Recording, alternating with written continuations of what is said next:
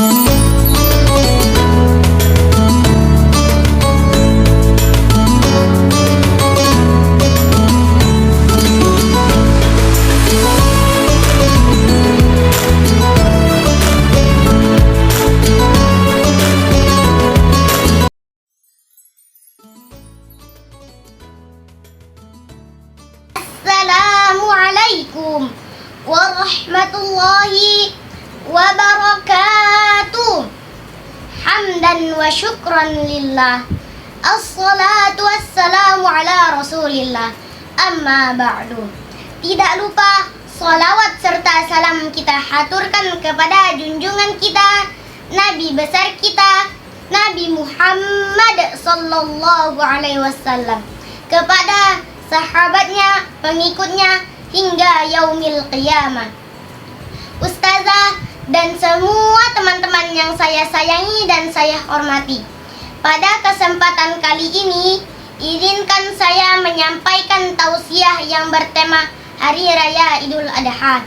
Hari Raya Idul Adha merupakan ibadah sembelihan hewan kurban yang kita laksanakan sebagai bentuk wujud rasa syukur kita kepada Allah Subhanahu wa Ta'ala. Allah berfirman dalam Quran surah Al-Kautsar ayat 2 yang berbunyi,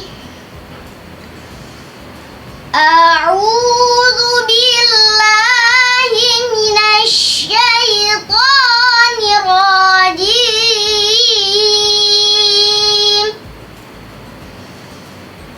Bismillahirrahmanirrahim.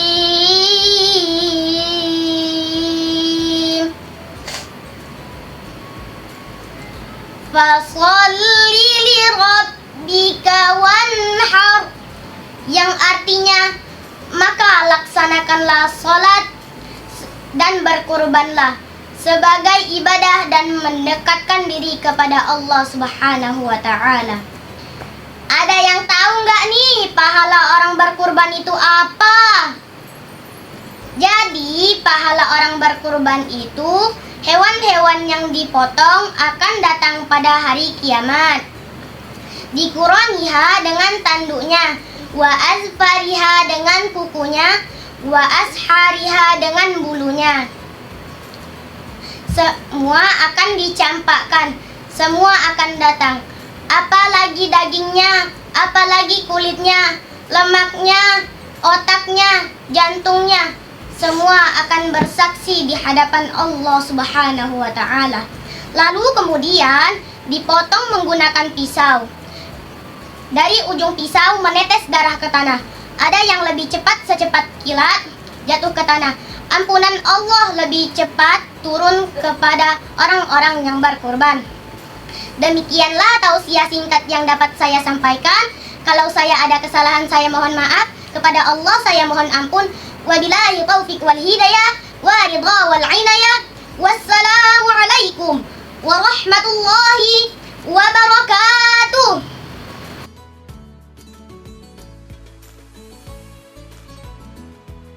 Assalamualaikum warahmatullahi wabarakatuh. Alhamdulillahirabbil alamin. Segala pujian bagi Allah SWT yang telah memberi kita nikmat sehat dan kesempatan untuk berkumpul di hari yang mulia ini. Salawat dan salam kita disampaikan kepada Nabi kita, Nabi Muhammad SAW. Semoga kita bisa menjadi umat yang taat kepada Allah dan mengikuti sunnah Rasulullah. Amin. Teman-teman yang aku cintai, hari ini kita merayakan hari Idul Adha atau disebut juga Hari Raya Berkurban. Kalian tahu tidak kenapa disebut Hari Raya Kurban? Karena di hari itu kita diperingati kisah Nabi Ibrahim dan Nabi Ismail. Nabi Ibrahim mendapat perintah dari Allah melalui mimpi, yaitu untuk menyembelih anaknya Nabi Ismail. Bayangkan teman-teman betapa sedihnya dan beratnya hati Nabi Ibrahim, tetapi beliau tetap taat dan percaya kepada Allah. Lalu apa dilakukan Nabi Ismail? Beliau juga luar biasa. Ia berkata, "Wahai ayahku, lakukanlah apa yang diperintah Allah. Insya Allah aku masuk orang-orang yang sabar." Ketika Nabi Ibrahim siap menyembelih, tiba-tiba Allah menggantikan dengan seekor domba. Allah hanya ingin memuji keikhlasan dan ketaatan mereka.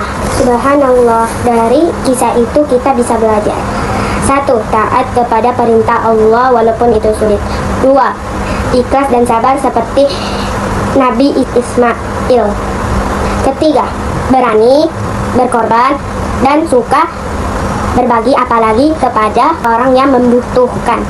Ayo kita jadikan Idul Adha sebagai momen untuk menjadi anak yang lebih baik lagi, yang disayang oleh Allah dan orang tua kita. Amin. Sekian ceramah dari saya. Mohon maaf kalau ada salah kata. Wassalamualaikum warahmatullahi wabarakatuh.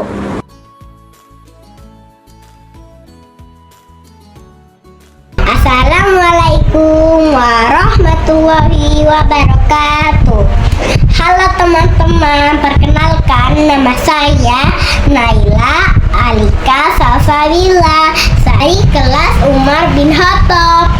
Dalam agama Islam ada 2 hari besar, yaitu pertama Idul Fitri, yang kedua hari Idul Adha. Idul Adha adalah hari memperingati peristiwa kurban. Nabi Ibrahim, nabi yang diutusi Allah untuk menyebar agama tauhid di masyarakat menyembah berhala. Suatu malam, Nabi Ibrahim bermimpi ia menyembelih putranya sendiri. Hal ini membuat Nabi bingung, apakah ini perintah Allah atau bisikan setan. Ternyata Nabi mimpi 3 malam berturut-turut hingga beliau yakin kalau ini perintah dari Allah Subhanahu wa Ta'ala. Pagi hari Nabi Ibrahim langsung menemui anaknya Ismail untuk menyampaikan peristiwa hal tersebut. Lalu Ismail berkata pada ayahnya, "Ayah, kalau ini perintah Allah, laksanakanlah. Aku akan ikhlas menjalankannya, ayah."